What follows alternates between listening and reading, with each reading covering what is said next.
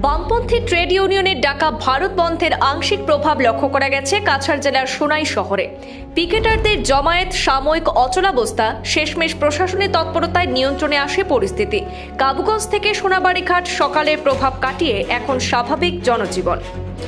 আজ বৃহস্পতিবার সকালের দিকে পিকেটাররা শহরে বিভিন্ন প্রান্ত থেকে এসে জমায়েত হন এবং সড়ক অবরোধ করেন। কিছু সময়ের জন্য যান চলাচল ব্যাহত হয় এবং সাধারণ মানুষের মধ্যে সাময়িক উদ্বেগের পরিবেশ তৈরি হয়। তবে পরিস্থিতি বেশিক্ষণ স্থায়ী হয়নি। সোনাই পুলিশ দ্রুত অবরোধস্থলে পৌঁছায়।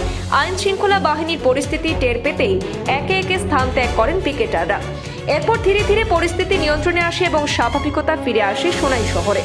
অন্যদিকে কাবুগঞ্জ এলাকায় সকালের দিকে বন্ধের আংশিক প্রভাব দেখা গেলেও বর্তমানে পরিস্থিতি সম্পূর্ণ স্বাভাবিক রয়েছে।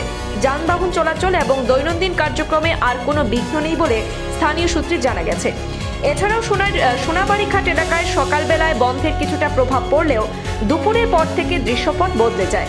দুপুরের পর যানবাহন চলাচল স্বাভাবিকভাবে শুরু হয় এবং দোকানপাটও খোলা দেখা যায়। ব্যবসায়িক কার্যক্রম ধীরে ধীরে স্বাভাবিক ছন্দে ফিরে আসে।